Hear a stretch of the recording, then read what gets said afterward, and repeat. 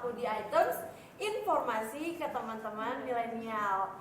Tapi kali ini aku nggak sendiri karena aku punya teman baru yang nggak kalah cantiknya sama aku, yaitu ada... Halo, ini aku senang banget hari ini akhirnya aku bisa tandem sama kamu, Tai. Nah, ini kenalin juga nih untuk teman milenial semua. Ini nama aku Ayu dan hari ini aku akan bahas sesuatu yang pastinya ini akan menarik banget. Mungkin ya sedikit spoiler udah kelihatan apa yang mau kita bahas dari baju kita nih, Tai ya. Nah, kita akan membahas mengenai Hari Raya Idul Fitri atau ini kita juga tahu sebagai hari raya, hari kemenangan terbesar yang dirayakan seluruh umat muslim di dunia. Karena memang kalau membahas Idul Fitri banyak banget sih kayak yang bisa kita bahas. Bener banget. Terutama tuh biasanya makanannya, terus juga tradisi THR-nya. Aku nggak mau spoiler karena belum kesana dulu ya. Nah bener, jangan kita kesana dulu, tapi sebelum kita mulai nih Taya, aku pengen nanya deh sama Taya, apa sih makna Idul Fitri buat kamu, Taya? Mungkin dibalik makna makanan yang enak dan juga THR yang banyak, menurut aku Idul Fitri itu juga momen untuk kita terasa terlahir kembali sih Kak. Bener banget, jadi ini menyucikan diri kembali dan juga momen kemenangan ya, menang dari dosa-dosa yang udah kita lakukan. Betul. 1 tahun ke belakang kemarin. Karena selama kurang lebih 1 bulan kan kita udah penuh beribadah ya, dari mulai sholat juga, terus kemudian ada zakat juga kan Kak. Ya bener banget nih, jadi untuk teman-teman yang sudah mampu, jangan lupa bayar zakat fitrah, ini waktunya sampai sebelum nanti ya sholat id ya Kak ya. Betul. Dan memang zakat fitrah ini itu juga bagian dari rukun Islam kan Kak. Benar banget. Selain itu juga maknanya itu supaya kita mensucikan diri karena salah satu ibadah di bulan puasa. Selain itu juga supaya kita peduli dengan orang lain. Nah bener banget, jadi ini kalau misalnya teman-teman udah pada dapat THR, jangan cuman habis sama baju, jangan cuman habis sama skincare. Betul. Semua harus zakat fitrah. Nah tapi Tai, ngomong-ngomong masalah Idul Fitri, ada banyak banget tradisi-tradisi di Indonesia yang pastinya ditunggu-tunggu banget Tai. Betul. Kamu tahu nggak salah satunya itu apa Tai?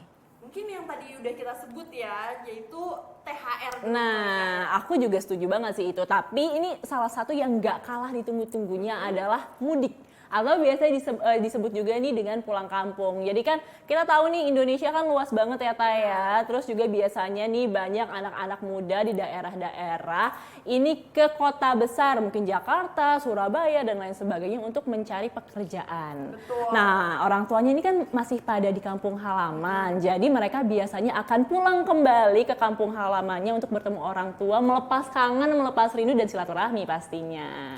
Waduh, pasti kakak juga kangen kampung halaman nih Kak. Kira-kira kakak punya nggak? Aku punya, aku tuh di Jawa Tengah. Nah kamu sendiri, kamu bakal pulang kampung nggak? Enggak, karena pertama memang di tengah pandemik ya. Bener Kedua, banget. karena emang nggak punya kampung sih Kak. Sebenarnya itu alasan utamanya. Irit kamu ya nggak pulang kampung ya? Kebetulan nenekku juga di rumah. Ya benar. Jadi keluar rumah pun enggak gitu, cuma pindah kamar aja, sungkem-sungkeman ya istilahnya kalau di Jawa. Berarti silaturahminya tiap hari sama nenek. Tiap hari. Cuma Idul Fitri momen pakai baju lebaran aja bedanya. Bener. Tapi yang uniknya juga nih Tai, ini kan tahun ini kita masih pandemi ya. Jadi mungkin disarankan untuk yang pengen pulang kampung ditahan dulu kangennya supaya tahun depan bisa pulang kampung beneran. Betul. Tahun ini kita pulang kampungnya online dulu aja. Bener, karena kan memang teknologi juga udah maju ya. Bener. Semoga sanak saudara di rumah juga pasti udah punya handphone yang memungkinkan untuk FaceTime ya istilahnya, atau sekedar free call aja gitu. Aku setuju banget. Nah, selain mudik, tradisi kedua yang biasa dilakukan masyarakat nih ya. Nih dari tadi Taya udah singgung-singgung terus nih. Kayaknya pengen banget dapet THR atau tunjangan hari raya. Dimana nih biasanya para karyawan-karyawan, para pekerja ini mendapatkan tunjangan atau biasanya sih 1 kali gaji ya, 1 kali gaji 1 bulan di Hari Raya Idul Fitri dalam rangka untuk bisa menopang dan memenuhi kebutuhannya dia di Hari Raya Idul Fitri. Tapi yang ketiga nih Tai, selain ada THR, kita juga biasanya nih di Indonesia melaksanakan yang namanya Lebaran Ketupat. Tapi kalau tadi kan kita bahasnya general ya di Indonesia dirayakannya. Nah, yang ini Lebaran Ketupat itu biasanya dilakukan oleh masyarakat Jawa aja. Jadi spesifik hanya di Pulau Jawa aja. Nah ini tapi kalau misalkan kita biasanya lebarannya itu adalah hari H Idul Fitri, uniknya ini dilaksanakan pada tanggal 8 Syawal atau 7 hari setelah Idul Fitri. Unik banget kan? Iya, karena mungkin ada puasa Syawal dulu ya. Jadi ini Bener. kayak Idul Fitri keduanya setelah puasa Syawal gitu. Ya bener banget, dan ini juga dilaksanakan dalam rangka menyambut kemenangan setelah puasa Syawalnya juga. Nah biasanya nih kalau lagi lebaran ketupat ini masyarakat di Pulau Jawa semuanya masak ketupat, terus dibagiin ke sanak saudara atau keluarga-keluarga terdekatnya. Jadi ini sebagai salah satu ajang silaturahmi juga.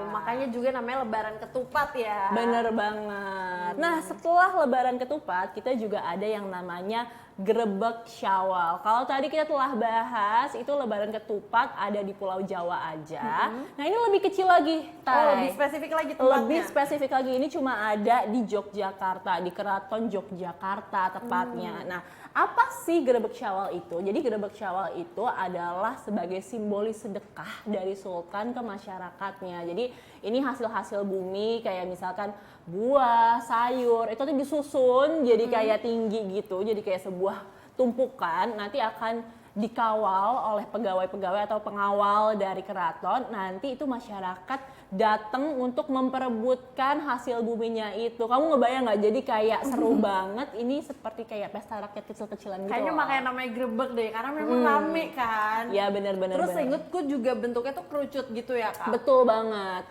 Nah katanya juga Tay, ini mitosnya kalau misalkan kamu bisa dapat salah satu atau beberapa hasil dari bahan-bahan yang tadi itu sayur buah itu, kamu akan mendapat keberkahan sampai 1 tahun ke depan. Mitosnya sih kayak gitu. Iya, makanya pantas sih Kak, makanya rebut-rebutan karena semua pasti pengen dapat keberuntungan itu kan Kak. Bener. Nah itu tadi aku telah bahas nih Tay, beberapa tradisi ketika kita lebaran. Kalau kita cuma taunya akhir-akhir ini tuh halal bihalal dan lain sebagainya, kita ada banyak banget tradisinya. Karena mungkin kita tinggal di kota kan Kak, jadi kita belum banyak mengunjungi tradisi di daerah-daerah. Ada apa lagi sih Tay? Di Lombok juga ada nih Kak, jadi Apa tuh? rada mirip-mirip dengan grebek karena juga sama ramenya, yaitu ada perang topat. Serem sih namanya perang ya. Kita Jadi, perang jadinya. Iya nih, kira-kira kenapa namanya perang? Karena mereka ini lempar-lemparan ketupat. Oke. Rada serem mungkin ya, kita harus melindungi kepala dan sebagainya, tapi sebenarnya ada makna di balik lempar-lemparan ketupat ini. Jadi lempar-lemparan itu juga sebagai simbol supaya doa dan juga permohonannya ini dikabulkan. Oke. Sekaligus kan kalau kita bareng-bareng lempar-lemparan kan ada kebersamaannya kan. Karena selain masyarakat yang beragama Islam aja, tetapi yang non-Islam juga boleh ikut merayakan tradisi ini. Sebenarnya ada tradisi sebelumnya, jadi sebelum mereka lempar-lemparan ini mereka ada arak-arakan dari hasil bumi juga. Oke. Jadi memang ini rangkaian yang yang pasti memorable banget kalau kita berkunjung ke Lombok di masa-masa Idul Fitri. Seru banget ya Lombok nih, meskipun kita kenalnya sebagai daerah wisata, ternyata tradisi-tradisi di hari besarnya juga unik-unik Iya, ya. juga kental. Mungkin aku bakal nyerepet ke daerah deketnya juga, yaitu Mana ada tuh? Pulau Dewata, Bali. Wah, oke. Jadi kalau di Bali sendiri ini ada tradisi ngejot, di mana ini nggak cuma dirayain oleh masyarakat Islam aja, tapi juga masyarakat Hindu, karena Oke. memang mayoritas di Bali Hindu kan Kak.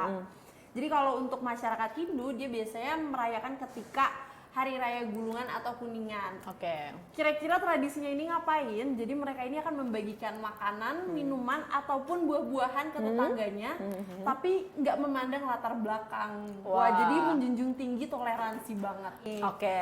Selain itu, dari daerah Nangro, Aceh, Darussalam juga ada yang namanya tradisi megang. Oke. Jadi tradisi ini mungkin rada mengingatkan aku sama kalau misalnya kita makan-makan bakar-bakaran sama teman-teman barbekyuan gitu ya. Iya, tapi ini lebih megah karena mereka memang membeli daging bareng-bareng, kemudian mereka memasak bareng-bareng dan juga makannya pasti bareng-bareng dong. Masa Oh iya, sendiri-sendiri. iya. Jadi ini bukan megang gitu ya, bukan dipegang. Nah, ini bahasa dari sananya ya. bukan Oke, bahasa jadi ini kita. adalah kayak ibaratnya barbekyuan dengan kearifan lokal. Gitu Betul kali ya. banget. Dan Oke. juga ditambah dengan mereka biasanya memberikan hasil masaknya itu nggak cuma ke sekitarnya aja, tapi juga orang-orang yang membutuhkan. Jadi ada nilai Kebersamaannya ya. Iya, dan juga iya sih kebersamaan. Tadi aku mikirin kata lain kok nggak kepikiran, tapi iya kebersamaan. Iya, iya, pasti gotong royong juga ya, Ta ya. Betul. Dan tradisi yang terakhir ada tradisi dari Gorontalo. Karena dari Gorontalo, jadi lumayan susah nih pengucapannya dari lidah Gimana tuh? Bekasi nih.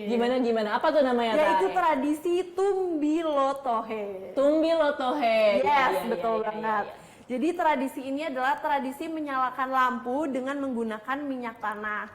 Biasanya mereka taruh lampu-lampu ini itu di halaman rumah, bahkan jalan-jalanan menuju masjid.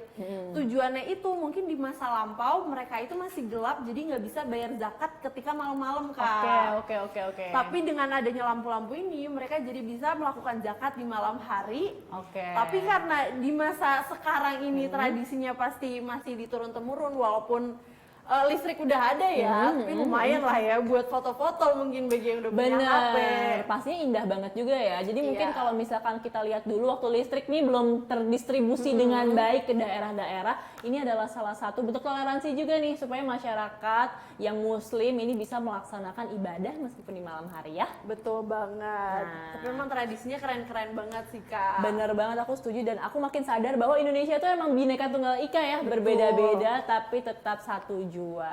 Mungkin bagi kalian yang muslim pengen ngerasain Idul Fitri di tempat lain, kalian bisa berkunjung ke tempat-tempat tadi ya, sekaligus Ide bagus tuh. iya, merasakan tradisi-tradisi lain selain dari daerah masing-masing. Nah bener banget, tapi Tay, selain tradisi-tradisi, ini salah satu hal yang paling aku tunggu selain THR tadi ya pastinya adalah makanan, Tay. Oh iya, sebenarnya aku Aduh. makanan sih kan di atas THR. Makanan karena kan uang ya? nggak bikin perut kenyang kan. Tapi uang bisa beli makanan sih. Bener sih, tapi kan biar kita bisa membahas makanan nih. Bener. THR dilupain bentar gitu. Iya, bener banget. Nah, ini kalau misalkan teman-teman semua penasaran, kita akan bahas makanan apa sih? Tetap saksikan items informasi ke teman-teman milenial.